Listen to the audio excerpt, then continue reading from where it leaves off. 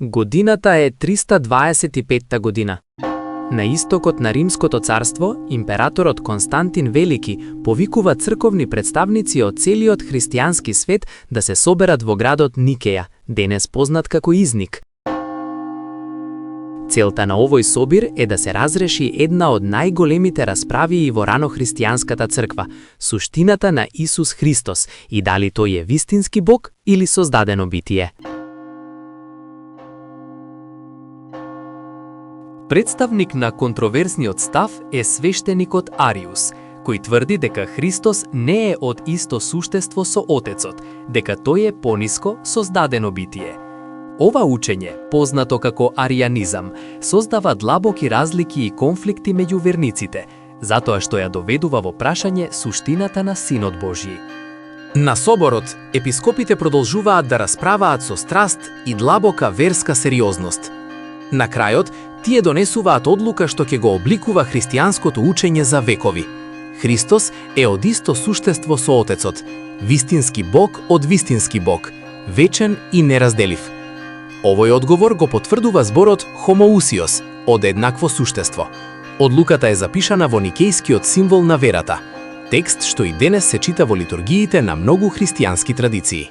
Дали ги сакате нашите видеа?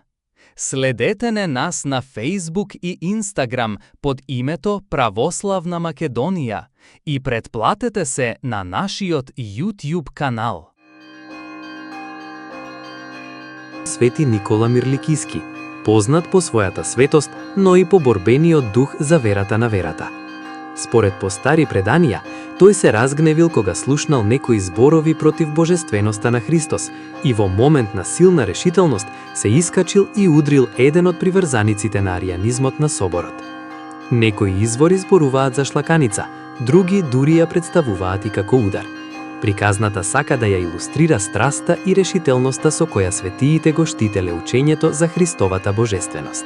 На крајот, првиот Вселенски собор во Никеја поставува темелите на христијанската теологија за тројството и за Христовата божественост. Тоа е момент кога црквата јасно се изјаснува дека Исус Христос е Бог, како Отецот и Светиот Дух, едно со нив и истовремено вистински човек. Ова учење ја обединува црквата, го дефинира христијанскиот символ на верата и го остави својот печат низ вековите. Славете го Господа, зашто е добар, алилуја. Зашто е вечна милоста